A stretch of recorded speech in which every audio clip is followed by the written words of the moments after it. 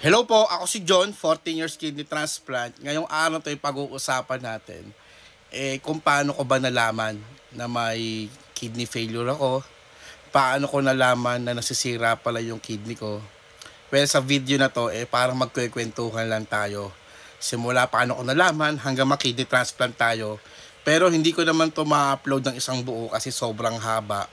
Uunti-untiin natin para at least magkaroon kayo ng idea or gagawin in case na nandun na kayo sa sitwasyon or andun na talaga kayo na anong gagawin nyo. Kaya sana tapusin nyo tong video na to and para makatulong sa inyo kahit papaano. Anyway, before, nung nagtatrabaho na ako, doon ko palang nalaman na may problema ako sa kidney. Pero hindi pa muna doon nagsimula. Nagsimula kasi yon yung nag-a-apply ako ng trabaho. Siyempre, kailangan ng requirements dyan. Ang pinaka-importante ng requirements dyan, siyempre, yung kung fit to work ka ba or hindi. Siyempre, yung nag-a-apply ako, nagpa-check up ako para makakuha ng fit to work. Tapos doon nalaman na mataas pala yung blood pressure ko. Doon nakita na mataas yung blood pressure ko. Siyempre, hindi ako fit to work. Kaya ang ginawa ng doktor, ang ginawa ko, nagpa-check up muna ako sa doktor. Then, ni-refer ako sa isang nipro doctor para malaman kung bakit nagtitrigger, kung bakit tumataas yung blood pressure ko. That time, ang BP ko, umaabot ako ng 140/90. Ganun naglalaro yung BP ko. Pero since bata pa ako noon, wala po ako nararamdaman before. Noon kasi yung nag-aaral ako, wala naman yung mapapacheck ka ng BP, di ba? Pag pang matanda lang kasi yun, wala kasi yung idea noon. Yun, nalaman ko na mataas yung BP ko, nagpanipro ko. Doon nga, nalaman, may mga test na pinagawa sa akin. Pinakuhanan ako ng urinalysis, ng CBC, tsaka ng creatinine. Then, after 2 to 3 days, nakuha ko yung result.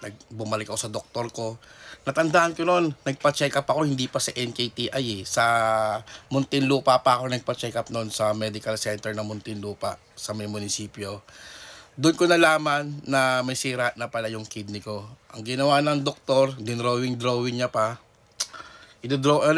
Baga ito yung kidney, in-explain sa akin through sa drawing. Ito yung kidney. Tapos yung isa, siguro mga 40% or 50% sira na.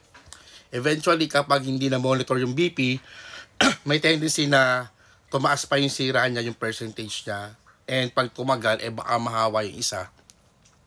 Siyempre, that time, yung nalaman ko, takot ako, hindi ko alam ang gagawin ko. Kasi wala naman talagang idea about sa kidney failure, about sa CKD. That time, 2010, hindi pa masyadong kalakasan yun.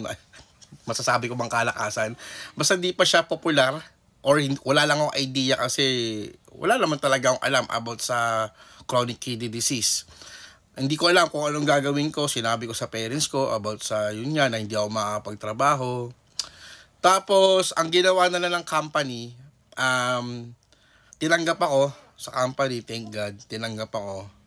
Tapos, sinabi ko na lang na, ma'am, hindi naman to nalagnat na kinabukasan, matatapos agad.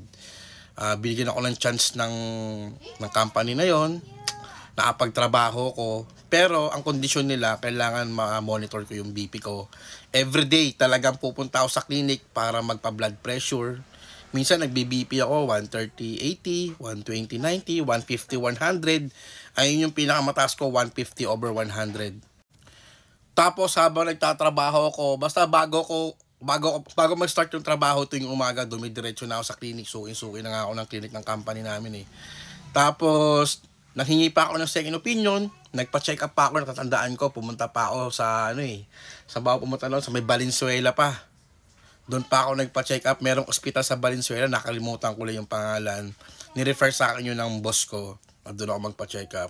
Yun nga, nakita rin, second opinion, na may sira na rin talaga yung kidney ko.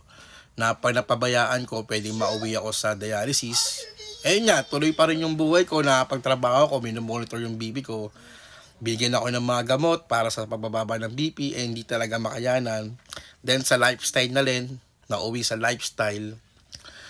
Tapos, inom ako ng gamot sa pampababa ng BP, hindi pa rin talaga. Basta ang BP ko naglalaro 150/100, 140/90.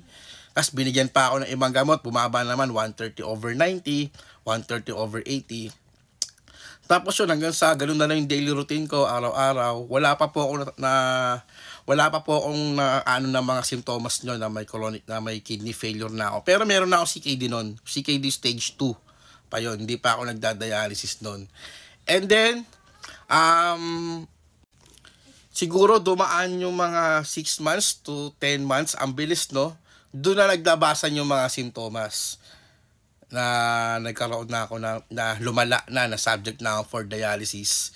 Sa next video, sasabihin ko sa inyo kung ano yung mga simptomas na lumabas sa akin. Na siguro ang daming simptomas nyo, may 6 yatang simptomas. Iisa-isahin natin yung mga simptomas na yun, sasabihin ko sa inyo sa next video. Then, comment for part 2 na lang po.